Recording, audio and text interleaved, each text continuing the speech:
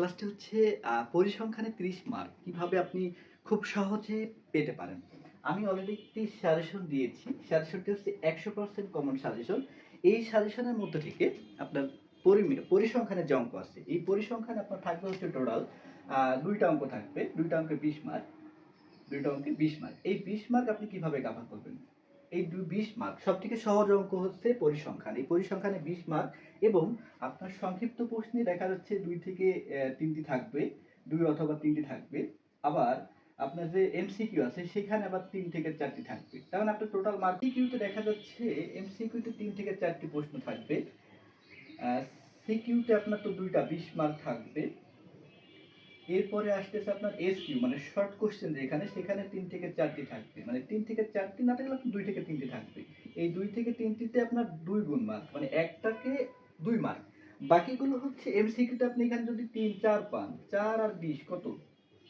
২৪ আর এখানে যদি আপনি ৬ পান, এই হচ্ছে আপনার ৩০ মার্ক।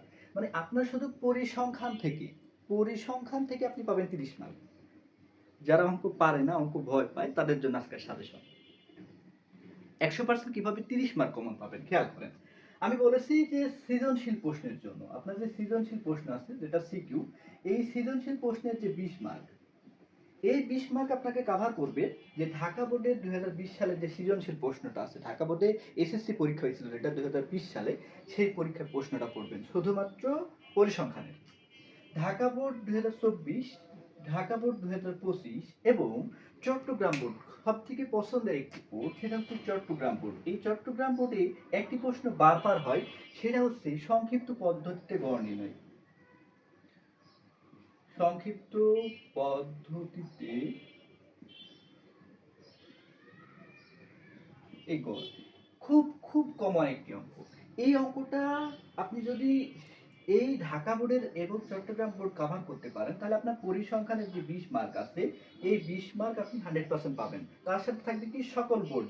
২০১৮ সালে একটি পরীক্ষা হয়েছিল, ১৮ সালে যতগুলো পরীক্ষা হয়েছে এসএসসি পরীক্ষা, এই সকল বোর্ডে শুধু করবেন কি পরিসংখ্যানের যে প্রশ্ন আছে পরিসংখ্যান বিভাগে মানে ঘ বিভাগ, পরিসংখ্যান বিভাগ বলতে কি ঘ বিভাগে যে প্রশ্নগুলো আছে এই প্রশ্নগুলো আপনি কভার করবেন। তাহলে দেখবেন যে পরিসংখ্যানের যে ২০ মার্ক আছে, পরিসংখ্যানের সিকিউ আমি বলতেছি সৃজনশীলের জন্য যে ২০ মার্ক আছে এই ২০ মার্ক আপনাকে কেউ ঠকাতে পারবে না ভাই।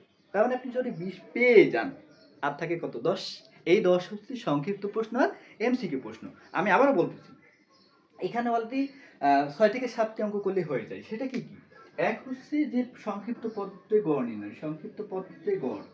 ২ হচ্ছে মধ্যক নির্ণয়। ২ কি মধ্যক। ৩ হচ্ছে প্রস্রক নির্ণয়। প্রস্রক নির্ণয়। ৪ হচ্ছে যে আমাদের অঙ্কের কাজ কিন্তু শেষ। গড় মধ্যক প্রস্রক শেষ। গড় মধ্যক প্রস্রক শেষ। এবার আসছেন অজীব রেখা অঙ্কন। অজীব রেখা অঙ্কন। অজীব রেখা অঙ্কনের পর আসতেছে হচ্ছে বহুভুজ রেখা করেছি, বহুভুজ করেছি। আর একটা খুব খুব ইম্পর্টেন্ট সেটা হচ্ছে আয়তলেখ অঙ্কন। আর একটা কি? আয়তলেখ। এই তিনটা হচ্ছে অঙ্কের সমাধান মানে এই তিনটা হচ্ছে আপনার অঙ্কের পার্ট আর এই তিনটা হচ্ছে আপনার অঙ্কনের পার্ট। এই যে আপনার ২০ মার্ক, এই ২০ মার্ক আপনাকে কেউ ঠকাইতে পারবে না ভাই। ২০ মার্ক এখানে ২০ মার্ক অলরেডি আছে। এরপরে আসেন ভাই সংক্ষিপ্ত প্রশ্নে এখান থেকে প্রায় ৩-৪টা প্রশ্ন থাকে, সংক্ষিপ্ত প্রশ্ন থাকবে।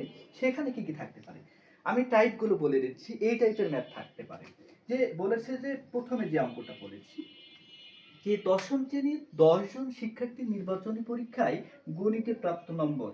গণিতে একটি প্রাপ্ত নম্বর দেওয়া আছে কত? ৯০, ৮৮, ৭০, ৫০, ৩৯, ৪৮, ৪৫, ৬৫, ৬৮ এবং ৫৫। এই ১০ জনের একটি প্রাপ্ত নম্বরের তালিকা দেওয়া আছে। এই প্রাপ্ত নম্বর থেকে আপনি কিভাবে গড় নির্ণয় করবেন? আপনি প্রাপ্ত নম্বর থেকে কিভাবে গড় নির্ণয় করবেন? এরকম যদি থাকে এখান থেকে গড় নির্ণয় হচ্ছে যে যতগুলো সংখ্যা আছে সবগুলো সংখ্যার সমষ্টি ভাগ ওই সংখ্যা। কি বললাম?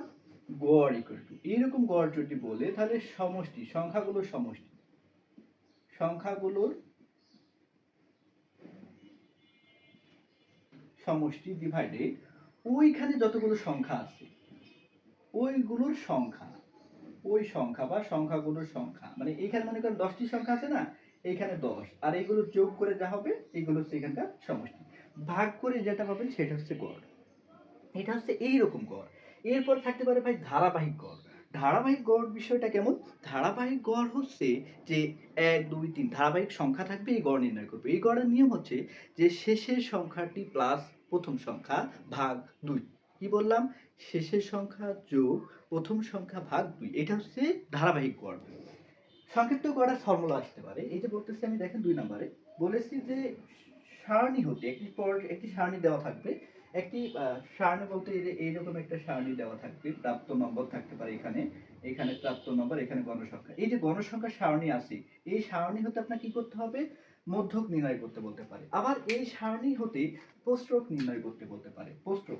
আবার এই সারণী থেকে বলতে পারে যে মধ্যমান নির্ণয় করো। মধ্যমান নির্ণয় করতে পারে।